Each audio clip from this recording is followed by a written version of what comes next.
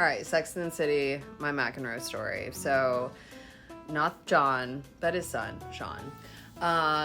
We went to college together. We were friends first and had like a very long build up and a funny saga where like I turned him down first and then he turned me down for like a whole year, and that it was a Libra Aquarius relationship. But at the core of a Libra Aquarius relationship is a very kindred intellectual relationship. And so it was one that was very intellectually stimulating, and I feel like we became friends and we had a fondness in a way that like we really cared about each other. And we really, I mean, even though we came from very, very, very different backgrounds, I feel like we connected where we understood each other. So we were friends. We were hanging out a lot my senior year. We hadn't been hooking up, and then like we hooked up right before I graduated, and then it was like weird. And I think like we got in a fight about something, and then I like hooked up with my producer who I was working with at the time. And so, yeah, it just got messy. It got messy, and he knew that because my friend told him. Duke Dellison Dove. I know you told him about Tony. Anyways, then I moved back to Arkansas. We're not talking for like probably a year. I message him Merry Christmas. He shows up on my doorstep like 48 hours later. We start living together for 6 months to like, 6 or 7 months. I would say we had like a situation where we were living in my house in Arkansas for a little bit. We were living in LA in his apartment for a little bit.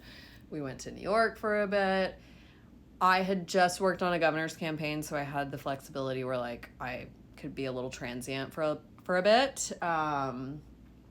But I will say, I think that may have set me up a little bit for moving to New York, because I think like my trip with him, I like really fell in love with New York City, and I was like, I knew I didn't want to go back to LA. I knew I wanted to go to New York. But yeah, we had a band together called Midnight the Cat.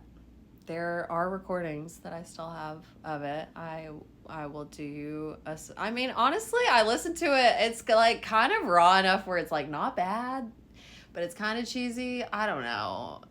I think some of it was kind of good. So, Sean, if you watch this, I'm sure you will. Yeah. Some of it's not bad. I listened recently. Midnight the Cat. Yeah.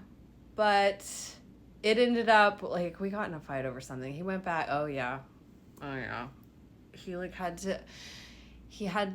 not going to get into that. Anyways, we stayed friends, and we actually hung out in New York after I moved here a couple of times. Like, we hooked up once again, and, like, I don't know. I wish him well. Yeah, you know, it's interesting. Like, the Libra-Aquarius connection is, I think, one of the best, like, relationship connections as far as, like, the intellectual connection in my experience. And so for that, I'm grateful for it. It gave me music and inspiration, you know, and we like had a lot of fun. It was a good time. But one interesting thing actually is we put together a connection that, like, hear me out. So my aunt was discovered by Jack Nicholson. Jack Nicholson at the time before this was always casting Angelica Houston, who was his girlfriend. Angelica Houston was stolen by Ryan O'Neal.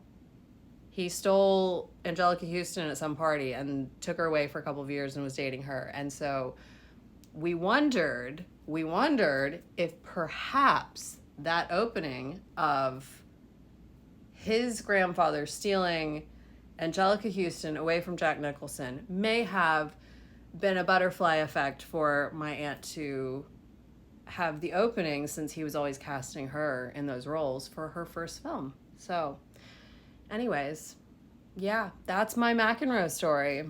And Shawnee, I wish you well.